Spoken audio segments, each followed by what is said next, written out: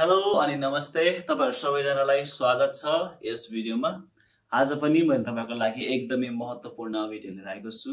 स्टुडेन्टहरुले कोरियामा आइसकेपछि काम गर्न पाइन्छ कि पाइदैन भन्ने बारेमा र यो भिडियोमा मैले तपाईहरुलाई डिटेलमा भन्नेछु र यस च्यानलको बारेमा म छोटो केही भन्छु है त। यस च्यानलमा चाहिँ तपाई नाम हेरेर थाहा पाउनु भयो होला साउथ कोरिया अपडेट भनेर। मैले यसमा चाहिँ तपाईहरुलाई साउथ कोरियाको बारेमा अपडेट गराउने कोसिस गरिरहेको छु। अनि जानकारी नयाँ न्यू अपडेटहरु दिइराख्ने कोसिस गरिरहेको छु। अनि विशेष गरी यसमा चाहिँ म तपाईहरुलाई चाहिँ नेपालमा म यहाँ आउँदाखेरि चाहिँ मलाई कति च्यालेन्ज भएको थियो, क्वेशनहरु थियो हैन, कन्फ्युजनहरु थियो। यो सबै क्वेशन र कन्फ्युजनको चाहिँ आन्सर दिने रूपले चाहिँ हिसाबले चाहिँ मैले यो च्यानल सुरु गरेको हो। र यसमा मैले तपाईको वर्किङ भिजाको डिटेल बारेमा, फिजिकल देखि लिएर सबै कुराहरुको बारेमा, स्टुडेन्ट भिजा हो अनि यहाँ आएपछि कति कमाइन्छ अनि यहाँ कुन भिजामा आउनु राम्रो देखि लिएर डिफरेन्ट टपिकमा मैले तपाईहरुको लागि भिडियो बनाउने गरिरहेको छु। भिजा अपोइन्टमेन्टको कुराहरु डिटेलमा भनिरहेको छु र कमेन्टहरुमा तपाईलाई हेल्प पनि गरिरहेको छु। सो यो च्यानलको मेन कारण नै तपाईहरुलाई चाहिँ एउटा सहयोग गर्ने हो है त। सो अब ढिलो नगरिकिन च्यानलको अब यो भिडियोको चाहिँ मेन टपिकमा जाउँ है त। टपिक चाहिँ यो रहेको छ कि how much student earns in Korea है त। कोरियामा आइसकेपछि विद्यार्थीले कति कमाउँछन्, नेपाली विद्यार्थीहरुले कति कमाउँछन् भन्ने बारेमा म तपाईहरुलाई भन्न जाँदैछु। विशेष गरी मलाई धेरै क्वेशन गर्नुहुन्छ कि हामीमा धेरैमा क्वेशन चाहिँ यो छ कि कन्फ्युजन चाहिँ यो छ कि कोरिया गइसकेपछि काम गर्न पाइदैन, कति घण्टा काम गर्न पाइन्छ, त्यत्रो खर्च गरेर आएको हुन्छ, पैसा उड्दैन होला भन्ने धेरै कुराको चिन्ताहरु हुन्छ। अनि कति कमाइन्छ भन्ने कुराहरु हुन्छ। र आज म आफू पनि यहाँ स्टुडेन्ट मास्टर्स सकिन लाग्यो, मेरो मास्टर्स पढिरहेको छु म र अब अगाडि अझै कन्टिन्यू गर्ने योजना छ। सो म मेरो एक्सपिरियन्स र मेरो यहाँ मैले मेरो भएको साथीहरुको एक्सपिरियन्स सबैलाई मैले एकदमै बटुलेर बनाएर ल्याएको छु। सो तपाईहरुलाई म डिटेलमा भन्नेछु है त।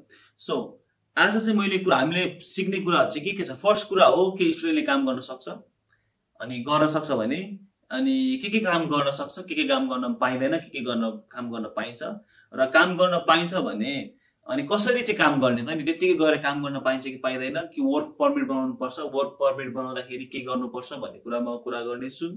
त्यसैगरी कति घण्टा काम गर्न पाइन्छ है, त्यो चाहिँ ब्याचलर्सको स्टुडेन्टले, मास्टर्सको स्टुडेन्टले र पीएचडी को स्टुडेन्टहरुले, रिसर्च राइटिङको स्टुडेन्टहरुले कति घण्टा काम गर्न पाइन्छ भनेर म भन्नेछु। र त्यसैगरी बिदाको बेला कति घण्टा काम गर्न पाइन्छ, कति काम गर्न पाइन्छ। त्यसैगरी कुन भिजाले, स्टुडेन्टमा पनि दुईटा भिजा छ नि त, विशेष गरी D4 र D2। D4 ले कति घण्टा काम गर्न पाइन्छ कि पाइदैन, D2 ले कति घण्टा काम गर्न पाइन्छ म यो भन्नेछु। त्यसैगरी अन्तिममा कति स्यालेरी कमाइन्छ भन्ने बारेमा म भन्नेछु र काम खोज्दाखेरि कोरियामा के कारणले तपाईको काम नपाउने ओर काम पाउनलाई गाह्रो हुने भन्ने कुराहरु म तपाईहरुलाई बताउने छु। यसमा चाहिँ विशेष गरी काम र स्यालेरी है त। स्यालेरीको बारेमा प्रश्न भनिदिनु पर्दाखेरि सुरुमै भनिदिन्छु, त्यसलाई डिटेलमा म पछि भन्छु। स्यालेरीको तपाईको हिसाबमा भन्ने हो भने चाहिँ 2 देखि 2.5 र 3 लाख सम्म स्टुडेन्टले कमाएको मैले देखेको छु यहाँ कोरियामा है। 2 है, अब 2.5 र 3 लाख सम्म पनि कमाएको देखेको छु। खासै विशेष गरी कोभिडको बेला अनलाइन क्लास भएर 3 लाख सम्म कमाएको छ साथीहरुले। So let's go to the topic अब। सो फर्स्ट के स्टुडेन्टले काम गर्न पाइन्छ त कोरियामा है त। अभियसली कोरियामा स्टुडेन्टहरुले काम गर्न पाउँछ, तपाईहरु सबैजनाले काम गर्न पाउनुहुन्छ। तपाई यहाँ पढ्न आउनु भयो भने हामी सबैजनाले चाहिँ वर्क परमिट लिएर काम गर्ने हो। सो है त। सो काम गर्न अभियसली पाइन्छ र D2 र D4 भिजामा, अब तपाई D4 भिजामा आउनु भएको छ भने तपाईले सुरुमा 6 महिना काम गर्न पाउनु हुँदैन।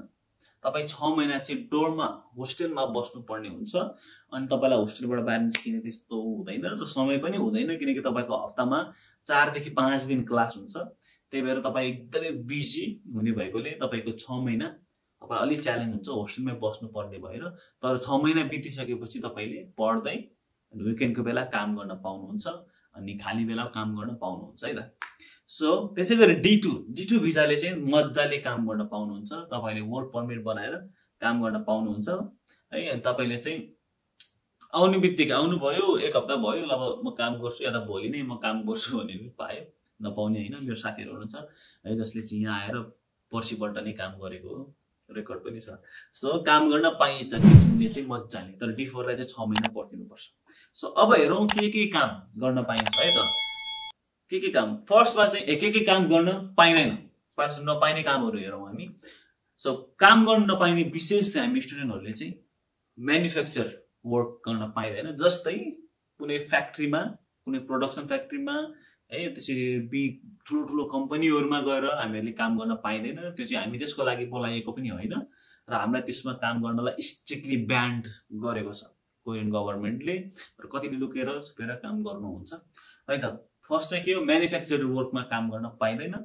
दोस्रो चाहिँ कन्स्ट्रक्सनको वर्क, जस्तै तपाईँले घरहरू बनाउने कुराहरूदेखि लिएर अरू लेबरको कामहरूदेखि लिएर ठुलो फ्याक्ट्रीहरूमा, फलामको फ्याक्ट्रीहरूदेखि लिएर जसरी एपिएस काम गर्न आउने हुन्छ नि, त्यस्तो ठाउँमा चाहिँ तपाईँले काम गर्न पाउनु हुँदैन, स्ट्रिक्टली ब्यान छ। त्यो भेटेको खण्डमा तपाईँलाई ठुलो कारबाही हुने गर्छ। सो यो दुईटा मेन काममा चाहिँ तपाईँले चाहिँ काम गर्न पाउनु हुँदैन यहाँ कोरिया आएर है त। र हामीले नि अहिलेसम्म मैले ट्राई चाहिँ गरेको छैन। सो दोस्रो चाहिँ अब किन चाहिँ यो काम गर्न पाइँदैन नि त, यो ठाउँमा किन काम गर्न पाइँदैन, यहाँ स्यालेरी धेरै छ तर काम चाहिँ किन गर्न पाइँदैन भन्दाखेरि एकदमै हार्डवर्क हुन्छ, रिस्क हुन्छ तपाईँको ज्यानलाई। त्यसै गरी तपाईँ पढ्नुपर्ने विद्यार्थी हो, तपाईँलाई पढाइमा पनि गाह्रो हुन्छ, धेरै लामो समयसम्म उभिनु पर्ने, ठुलो भारीहरू बोक्नु पर्नेदेखि लिएर एकदमै स्ट्रेसफुल कामहरू हुन्छ है त। सो त्यही भएर तपाईँलाई चाहिँ त्यसमा काम गर्नलाई प्रतिबन्धित गराइएको छ हामी सबै स्टुडेन्टहरूलाई है त। र अब हेरौँ कस्तो कस्तो काम गर्न पाइन्छ। कामै गर्न नपाइन्छ त होइन नि त, स्यालेरी राम्रो पाउने ठाउँमा हामीलाई काम पनि गर्न मिल्छ।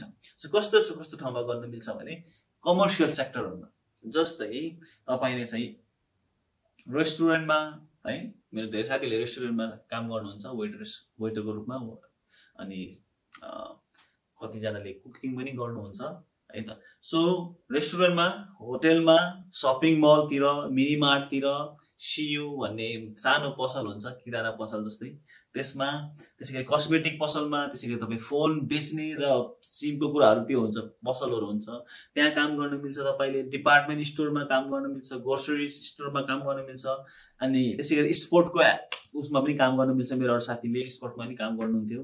सो त्यसै गरी तपाईँले एग्रिकल्चरमा पनि काम गर्न पाउनुहुन्छ। त्यसै गरी तपाईँको प्रिन्टिङ अफिसहरूमा तपाईँले काम गर्न पाउनुहुन्छ, काम गर्न सक्नुहुन्छ, राम्रो स्यालेरी दिन्छ। त्यसै गरी प्याकिङ गर्ने केटीहरूलाई चाहिँ एउटा राम्रो अफर चाहिँ प्याकिङ गर्ने ठाउँहरूमा पनि मिल्छ है। अनि प्याकिङ गर्ने फलफुलहरू, तरकारीहरू प्याक गर्ने, धुने खालको कामहरू पनि पाइन्छ। त्यसै गरी डेलिभरी सर्भिसहरू पनि तपाईँले काम गर्न पाउनुहुन्छ, जस्तै खानाहरू डेलिभर गर्ने। र अनि अर्को चाहिँ एउटा थिक पे भन्छ है, त्यो चाहिँ अलि लेबरियस हुन्छ तर स्यालेरी एकदमै राम्रो दिन्छ। त्यहाँ चाहिँ घन्टाको तपाईँको 1000 देखि 1100सम्म 1 घन्टा नेपाली, सो त्यतिसम्म दिन्छ। सो त्यस्तो कामहरूबाट त्यस्तो ठाउँमा हामीले काम गर्न पाइन्छ। तर अब चाहिँ हेरौँ 4औं नम्बरमा काम गर्न त पाइन्छ तर कति घन्टा काम गर्न पाइन्छ, कसरी चाहिँ कामको प्रोसेसमा जाने भनेर। सो म तपाईँहरूलाई के सजेस्ट गर्छु भने यहाँ आइसकेपछि तपाईँहरूले वर्क परमिट बनाउने कोसिस गर्नुहोस्। यहाँ आइसकेपछि तपाईँले वर्क परमिट बनाउनु भयो भने तपाईँले वर्क परमिटको हिसाबले मसँग वर्क परमिट छ, मैले इन्डिकेट काम गरेको होइन भन्न पाइयो। र वर्क परमिटको तोकेको समयभन्दा बेसी काम गर्दाखेरि पनि तपाईँलाई कतिचोटि यसले यति घन्टा मात्रै काम गरेको भनेर कम्पनीको ओनरसँग कुरा गर्दा पनि मिल्छ है त, त्यसो गर्ने गर्छ धेरैले। सो वर्क परमिट बनाउनुपर्छ। वर्क परमिट बनाउँदाखेरि चाहिँ ध्यान दिनुपर्ने कुरा चाहिँ तपाईँले वर्क परमिट बनाउनु भएन भने इलिगली काम गर्ने हो, र त्यस्तो खण्डमा तपाईँलाई पक्रियो भने चाहिँ सिधै एकदमै नमजाले कारबाही गरिन्छ र तपाईँलाई पठाइन्छ घरतिर है त। त्यसैले एकदमै रिस्क छ त्यसमा चाहिँ। तर वर्क परमिट पाउनु भयो भने चाहिँ तपाईँले मजाले काम गर्न पाउनुहुन्छ। र वर्क परमिटको लागि चाहिँ म के भन्छु भने प्लिज कोरियन भाषा राम्रोसँग सिकेर आउनुहोस्। यो टपिकमा मैले तल तपाईँहरूलाई अझै पनि भन्दैछु, तल पनि भन्दैछु, तपाईँले एटलिस्ट टपिक भाषा लेभल 3 सम्म कम्प्लिट गर्नु भएको छ भने तपाईँले वर्क परमिट पाउन एकदमै सजिलो हुन्छ है त। सो वर्क परमिट बनाउँदाखेरि यो चाहिँ ध्यान दिनुहोस् है त। अब कुरा गरौँ हामी कति घन्टा हामीले काम गर्न पाउँछौँ, स्टुडेन्टहरूले कति घन्टा काम गर्न पाउँछ यहाँ भनेर है त। सो ब्याचलर्समा आउने स्टुडेन्टहरूले फर्स्टमा हेरौँ ब्याचलर्स, मास्टर्स र पिएचडी र रिसर्च पेपर राइटिङहरूको लागि त। सो ब्याचलर्समा आउनेहरूले चाहिँ अलि बेसी क्लासहरू हुने गर्छ है। अनि त्यही भएर उनीहरूलाई पढाइमा हिन्प्रेस होइन बाधा नहोस् भनेर हप्तामा 20 दिन 25 दिन काम गर्न दिन्छ हप्तामा है, 20 देखि 25 दिन। अनि तपाईँले हप्तामा 5 दिन, एक दिनमा 5 घन्टाको हिसाबले र हप्तामा 25 दिन काम गर्न पाउनु 25 घण्टा एक हप्तामा काम गर्न पाउनुहुन्छ। सो 5 घण्टाको हिसाबले त्यसरी तपाईँले काम गर्न पाउनुहुन्छ। त्यो चाहिँ पार्ट टाइम जब हो। र विकेन्डमा चाहिँ बिदाको बेला जस्तै शनिबार र आइतबार तपाईँको कलेज हुँदैन, तपाईँ फ्री हुनुहुन्छ, त्यतिखेर तपाईँले अनलिमिटेड जति पनि काम गर्न पाउनुहुन्छ। 24 आवर मन लाग्यो 24 आवर नै गर्न सक्नुहुन्छ। र स्यालेरी हेर्ने हो भने 1 घण्टाको तपाईँको 900 नेपाली 1000 नेपालीसम्म दिन्छ 1 घण्टाको। सो तपाईँले 5 घण्टा काम गर्नुभयो भने कति भयो 5000 दिनमा कमाउनुहुन्छ। र धेरैजनाले चाहिँ एक्स्ट्रा टाइम पनि काम गर्नुहुन्छ, 10 घण्टासम्म पनि गर्नुहुन्छ है, अनि त्यसरी नै कमाउनुहुन्छ दिनमा 10,000।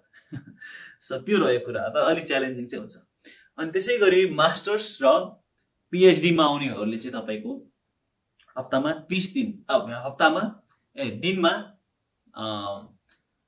हप्तामा चाहिँ तपाईँले 30 घण्टा काम गर्न पाउनुहुन्छ है त।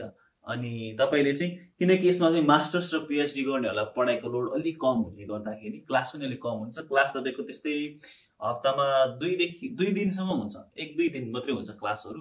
तर ब्याचलर्स गर्न आउनेहरूलाई चाहिँ अलि धेरै क्लास हुने गर्दछ, त्यसै 3 देखि 4 दिनसम्म है। त्यही भएर अलिकति गाह्रो हुन्छ।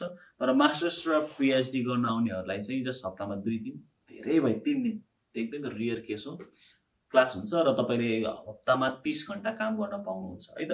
अनि तपाईँहरूलाई पनि त्यही हो, वर्क चाहिँ तपाईँले अब विकेन्डको बेला चाहिँ मजाले अनलिमिटेड काम गर्न पाउनुहुन्छ है त। र त्यसै गरी रिसर्च पेपर लेख्नेहरूको पिएचडी गरिसकेपछि तपाईँले रिसर्च पेपर लेख्दै यहाँ बस्न पाइन्छ।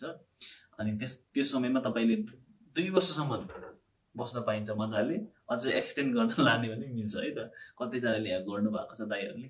अनि त्यो खण्डमा चाहिँ तपाईँले चाहिँ पेपर लेख्दैछु भनेर कलेजलाई देखाउने हो, एमबिसीलाई देखाउने हो, तर मजाले काम गर्दै बस्नुहुन्छ, मजाले पैसा कमाउनुहुन्छ, सेलेरी राम्रो हुन्छ उहाँहरूको है त। र अब रह्यो कुरा चाहिँ भ्याकेसनको बेला, बिदाको बेला चाहिँ काम गर्न पाइन्छ कि पाइँदैन है त। कति घण्टा काम गर्न पाइन्छ? बिदाको बेला पनि 5 घण्टै काम गर्ने हो त दिनमा भनेर सोध्नु भएको छ धेरैजनाले। सो बिदाको बेला चाहिँ तपाईँले अनलिमिटेड काम गर्न पाउनुहुन्छ। तपाईँले भ्याकेसन चाहिँ यहाँ 2.5 देखि 3 महिनासम्मको भ्याकेसन हुन्छ है, गर्मी महिनामा र जाडो महिनामा, वर्षमा 2 चोटि। सो त्यो समयमा तपाईँले चाहिँ मजाले अनलिमिटेड काम गर्न सक्नुहुन्छ। अनि त्यो समयमा हो सबैभन्दा धेरै पैसा कमाउने र स्कुलको फी पनि त्यतिखेर नै हामीले बनाउने।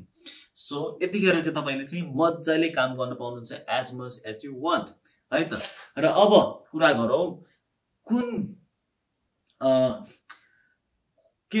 कारणले गर्दाखेरि चाहिँ तपाईँलाई काम गर्नलाई गाह्रो हुन्छ यहाँ कोरियामा र काम पाउन गाह्रो हुन्छ। मैले विशेष गरी 2टा कुरा लिएर आएको छु, त्यसमा मध्ये एउटा चाहिँ हो भाषा। यो चाहिँ एकदमै महत्त्वपूर्ण कुरा हो, छुटाउनै नहुने। तपाईँलाई मैले सबै भिडियोमा भन्ने गर्दछु, भाषा आएन भने एकदमै च्यालेन्ज हुन्छ यहाँ। किनकि यहाँ तपाईँ हस्पिटल जानुहुन्छ, डक्टरलाई भाषा आउँदैन, इङ्ग्लिस आउँदैन, दे क्यानट स्पिक इङ्ग्लिस होइन। अनि सब जता गए पनि कोरियन भाषामा मात्रै हुन्छ। अनि काम गर्दाखेरि पनि तपाईँलाई भाषा आएन भने यसलाई भाषै आउँदैन भनेर उनीहरूले झिजो मान्छ। तपाईँ उनीसँग काम गर्दै जानुभयो, तपाईँले बुझ्नुहुन्न उनीहरूले भनेको कुराहरू, उनीहरूलाई झिजो लाग्छ, उनीहरूले त्यसपछि 1-2 दिनपछि कराउन थाल्छ, वक्का लाग्छ, आफूलाई पनि टेन्सन हुन्छ। सो भाषा चाहिँ सिकेर आउनुहोस्, एकदमै इम्पोर्टेन्ट छ यो भाषाको। तपाईँको इपिएसको टपिकको एक्जाम लेभल 3 सम्म पास गर्नुभयो भने तपाईँले वर्क पर्मिट पनि पाउनुहुन्छ। र भाषा भयो भने तपाईँले काम एकदमै सजिलो छिटो पाउनुहुन्छ है त। सो भाषा भएन भने तपाईँ जस्ट म आउँदैछु, जस्ट जाने हो कोरियामा काम गर्ने हो भनेर आउनु भएको छ भने तपाईँ गलत सोच्दै हुनुहुन्छ, दुःख पाउनुहुन्छ। कस्तो काम पाइन्छ भने भाषा नआउनेहरूलाई ठेकबे भन्छ, जहाँ चाहिँ एकदमै भारी गरुङको सामानहरू बोक्नु पर्ने, त्यसै गरी तपाईँको लोड एकदमै भारी कामहरू, डिफिकल्ट कामहरू गर्नुपर्ने हुन्छ। किनकि भाषा आउँदैन अनि त्यो बोक्ने काममा तपाईँलाई केही अराइराख्नु परेन, एउटा टिम हुन्छ, त्यो टिमले अनुसारले गर्ने हो। तर तपाईँलाई भाषा आउँछ भने तपाईँले जस्तै रेस्टुरेन्टमा काम गर्न सक्नुहुन्छ, किनकि तपाईँ कुरा गर्न सक्नुहुन्छ नि त। सो भाषा राम्रो भयो भने माल छारायो छारायो छुवायो है त। सो भाषा राम्रो भयो भने चाहिँ बेस्ट। अनि तपाईँले त्यसै गरी तपाईँको कस्मेटिकमा हुनसक्छ, त्यसै गरी तपाईँको रेस्टुरेन्टमा, होटेलको सेक्टरमा हुनसक्छ है, होटेलमा चाहिँ क्लिनिङहरू गर्नुपर्ने, अर्डरहरू लिनुपर्ने कुरा हुनसक्छ। सो भाषा एकदमै महत्त्वपूर्ण छ यहाँ। र दोस्रो कुरा हो तपाईँको चाहिँ काम पाउन गाह्रो हुने कुरा चाहिँ मेन चाहिँ तपाईँ इलिगली काम गर्दै हुनुहुन्छ भने एक्स्ट्रा होइन, अनि कुनै कम्पनीतिर छिर्दै हुनुहुन्छ भने त्यो कुराले अलिकति तपाईँलाई गाह्रो हुन्छ है। त्यो कुरा तपाईँले एकदमै ध्यान दिनुहोस् इलिगली काम गर्दाखेरि चाहिँ। त्यही भएर वर्क परमिट बनाइसकेपछि तपाईँले इलिगली काम गर्दाखेरि पनि तपाईँलाई होइन मैले यति घन्टा मात्रै काम गरेको भनेर भन्न मिल्छ। तर तपाईँले इलिगली काम गर्ने सोच्नु भएको छ अनि यहीँ आएर गायब भइदिने सोच्दै हुनुहुन्छ भने त्यो चाहिँ रिस्क हो। उनीहरूले तपाईँलाई यतिकै भेट्न पनि सक्छ। र कोरिया चाहिँ बिटिएस जस्तो होइन एक्सपेक्ट गरे जस्तो अनि त्यसपछि कोरियन ड्रामा हेरे जस्तो छैन। सो त्यो पनि एकदमै प्रिपेयर भएर आउनुहोस्। कतिजना चाहिँ यहाँ आएर सक्नु भएको छ, एकदमै दुःख पाए भन्नुभएको छ। कारण के भन्दाखेरि चाहिँ हामी कोरियामा आएपछि रमाइलो मात्रै हुन्छ भन्ने सोच्छौँ। सो त्यो कारणले पनि हामीलाई काम गर्न गाह्रो हुन्छ है त। र अन्तिममा फेरि स्यालेरी कति पाइन्छ? स्यालेरी चाहिँ तपाईँको मैले अघि पनि भनिसकेँ 2.5 देखि 3 लाखसम्म कमाएको रेकर्ड छ स्टुडेन्टहरूले। मेरो साथीहरू हुनुहुन्छ उहाँहरूले 3 लाखसम्म कमाउनु भएको थियो कोभिडको समयमा। अनलाइन क्लास थियो, जुम अन गरिदिने या त युट्युबमा भिडियो दिन्छ अनि त्यो भिडियोलाई हेर्ने मात्रै उनीहरूको जस्ट त्यसरी। सो 2 लाखदेखि 3 लाखसम्म कमाएको रेकर्ड छ। सो म तपाईँलाई अन्तिममा यही भन्न चाहन्छु, कोरियामा आइसकेपछि तपाईँले गर्ने इच्छा भएको मेहनतिलो हुनुहुन्छ भने तपाईँलाई एकदमै सजिलो हुन्छ है। जहाँ पनि गएर स्ट्रगल गर्ने नै हो। र तपाईँको धेरै होइन, अब 4 वर्ष 5 वर्ष 6 वर्ष 10 वर्षको स्ट्रगलले तपाईँको जिन्दगी बन्छ है त। अनि त्यसै गरी यहाँ आइसकेपछि तपाईँ आउने बेला चाहिँ एउटा भाग दिने इलिगली कामहरू गर्ने मेन्टालिटीमा नआउनुहोस्, मेहनत गर्ने मेन्टालिटीमा आउनुहोस्। किनकि हामी एउटा नेपाली हो अनि आफूलाई आफ्नो देशको गर्व लाग्छ होइन। सो त्यही भएर आफ्नो देशको लागि केही गर्छु टाइपको लिएर आउनुभयो भने अझै बेस्ट हुन्छ है त। आफ्नो लागि पनि अझै बेस्ट हुन्छ। तपाईँले यहाँ पढ्नुभयो, राम्रोसँग पढ्नुभयो भने तपाईँले कलेजले नै तपाईँलाई रेकमेन्डेसन लेखिदिन्छ। अरू युरोपियन कन्ट्रीमा अप्लाई गर्दाखेरि तपाईँको प्रोफेसरहरूसँग लिङ्क सम्बन्ध राम्रो भयो भने तपाईँलाई उहाँले रेकमेन्डले चिठी लेखिदिन्छ अनि अरू कलेजहरू बाहिर अप्लाई गर्दाखेरि सजिलो पनि हुन्छ। सो यति नै हो। कोरियामा मजाले स्यालेरी पाइन्छ, कमाइन्छ है, 2 लाख 2.5 लाखसम्म। र यहाँ आउनु एकदमै घाटा चाहिँ हुँदैन, तपाईँहरूलाई म त्यही भन्छु, घाटा हुँदैन, च्यालेन्जिङ छ तर बेस्ट गर्न सकिन्छ। धेरै कुराहरूको होप र आशा चाहिँ छ यहाँ कोरियामा। सो आजको भिडियोलाई यति नै राख्छु म। फेरि हामी अर्को हप्ता भेट्ने नै छौँ। त्यतिखेरसम्मको लागि अल द बेस्ट, राम्रो गर्नुहोस् होइन। अनि मेरो च्यानललाई लाइक र सब्सक्राइब पनि गर्नुहोस्। मैले प्राय भन्दिनँ यस्तो गर्नुहोस् भनेर। सो प्लिज मलाई तपाईँको अलिकति लभ होइन सपोर्ट सो गर्नुहोस् ताकि मलाई भिडियो बनाउनलाई अझै इन्सपायर हुन्छ। सो आजको भिडियो यति नै राखौँ। हुन्छ सबैजनालाई नमस्ते, सी यू नेक्स्ट विक।